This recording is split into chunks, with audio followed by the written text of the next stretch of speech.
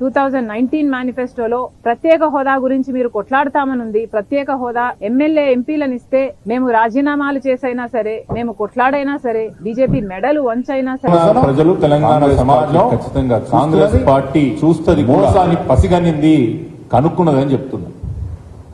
ఈరోజు గ్రామాల్లో పరిస్థితి మనం అందరం చూస్తున్నాం. 6 గ్యారంటీలో ఈ ఒక్క గ్యారంటీ కూడా సంపూర్ణంగా పూర్తి చేయలేదు కాంగ్రెస్ ప్రభుత్వం. అదే కాకుండా ముఖ్యమంత్రి గారే గాని, మంత్రులే గాని వాళ్ళ ప్రవర్తన తెలంగాణ సమాజం యొక్క ప్రతినిధులుగా ఈరోజు తెలంగాణ సమాజం భావిస్తలేదనే విషయం యాద్ చేస్తున్నాం మీ అందరికీ. గ్రామాల్లో పరిస్థితి మీకు ఇప్పుడే చెప్పిన, విపరీతమైన కరువు పరిస్థితి గ్రామాల్లో వచ్చింది. మంచినీటికి, సాగునీటికి, కరెంటే గాని ఈ అన్ని విషయాల్లో కూడా గ్రామాల్లో పరిస్థితి, గ్రామస్తులు ఇబ్బంది పడుతున్న విషయం మనందరికీ కూడా తెలుసు. పరిపాలన 4 నెలల నుంచి కేసీఆర్ గారు ప్రతి గ్రామంలో ఎక్కడ పోయినా ప్రజలు ముచ్చటించుకుంటున్న మాట, మాట్లాడుకుంటున్న మాట గిదే అని చెప్పి మీ అందరికీ కూడా యాద్ చేస్తున్నా. తెలంగాణ ప్రజలు ఈ మోసాన్ని పసిగట్టిందే కాకుండా ఇప్పుడే మేము ముందు చెప్పినట్టు అహంకారాన్ని కూడా పసిగట్టిండ్రు. ఎంత అధ్వానమైన పరిస్థితి వచ్చిందంటే రైతులు కరువులో పరిస్థితిలో ఉన్నారు. వాళ్ళ పరిస్థితి ఏందో కనుక్కోండి అంటే ఒక మంత్రి గారు అంటారు నాకు టైం లేదు, నేను క్రికెట్ మ్యాచ్ చూడాలంటారు. రైతు బంధు పడలేదు, రైతు బంధు సంగతి ఏందో దాని సంగతి చూడండి మంత్రి స్థాయిలో ఉన్న వ్యక్తులు రైతులని చెప్పు తీసుకొని కొడతా అని చెప్పి అనడం కూడా మనం అందరం కూడా చూసిన ఒక సిగ్గుచేటు పరిస్థితి అది. అదే కాకుండా ప్రభుత్వంలో ఉన్న పెద్దలు ఎవరైతే ఈరోజు ప్రభుత్వాన్ని నడుపుతున్నారో, కాంగ్రెస్ పార్టీని నడుపుతున్నారో, వారి భాష పట్ల తెలంగాణ సమాజం ఈరోజు చీదిరించుకునే ఒక పరిస్థితి వచ్చింది. మీకు ముందే చెప్పినట్టు తెలంగాణ సమాజం ఎప్పటికైనా అహంకారాన్ని తొందరగా పసిగంటది. అహంకారాన్ని ఎట్లా అంచాలని కూడా తెలంగాణ ప్రజలు, తెలంగాణ ప్రజానీకం, తెలంగాణ సమాజం ఎదురు చూస్తుంటది. దానికి ఈరోజు పరాకాష్ఠ స్థాయికి ఈ యొక్క కాంగ్రెస్ పార్టీ ప్రభుత్వం చేరుకుందని నేను భావిస్తున్నా. ఉదాహరణకు నిన్న బర్కాదత్ గారు చేసినటువంటి ట్వీట్, మీ యొక్క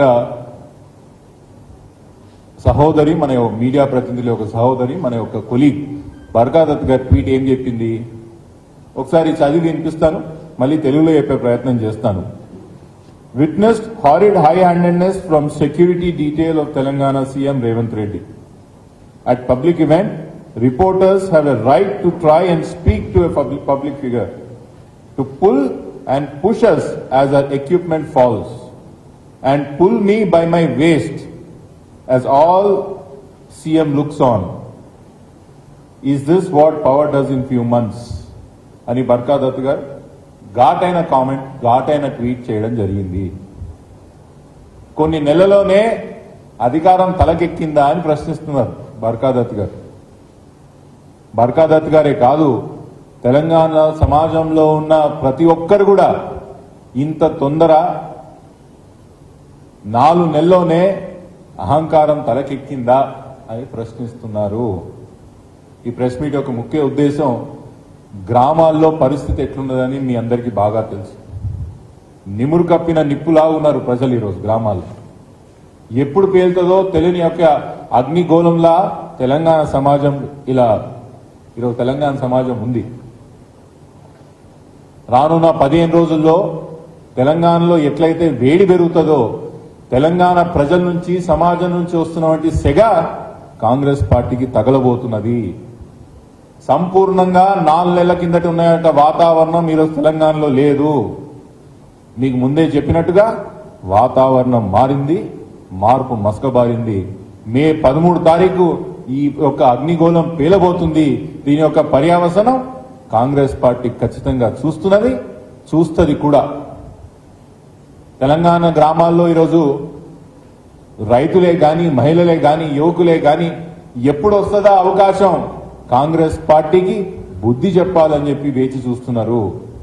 నేను అటువంటి ఒక సోదరులందరికీ కూడా వేడుకుంటున్నా, కారు గుర్తుకు ఓటంటే చేతికి రోకలి పెట్టు అనే విషయం యాద పెట్టుకోండి. కారు గుర్తుకు ఓటు, చేతికి రోకలి పెట్టు.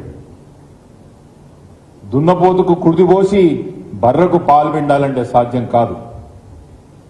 ఒకవేళ ఈ 4.5 సంవత్సరాల్లో ఉన్న కాంగ్రెస్ పార్టీ ప్రభుత్వం మీకు ఇచ్చిన హామీలనే గాని, మీకు ఇచ్చిన వాగ్దానాలనే గాని, లేకపోతే వాళ్ళ యొక్క నాయకుల యొక్క అహంకారం తగ్గాలంటే కూడా, ప్రజల్ని ప్రజల్లాగా చూడాలంటే కూడా ఈ యొక్క పార్లమెంట్ ఎన్నికలు బ్రహ్మాండమైన అవకాశం అని చెప్పి నేను వేడుకుంటున్నా.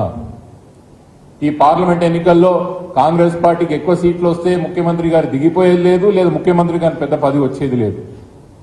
కానీ ఒకవేళ కాంగ్రెస్ పార్టీకి ఈ ఎంపీ ఎలక్షన్లు ఎక్కువ సీట్లు వస్తే వాళ్ళ అహంకారానికి ఆద్యం పోసినట్టు అవుతారు. మీ పరిపాలన ఏ విధంగా అయితే 4 నెలల్లో పరిపాలన పట్టించుకొని ఒక నాదులు ఎట్లయితే ఉన్నారో వాళ్ళ యొక్క ప్రభుత్వంలో ఈ 4.5 సంవత్సరాల్లో కూడా తెలంగాణ సమాజం అనాథలుగా అయిపోతామనే విషయం యాద్ చేస్తున్నా.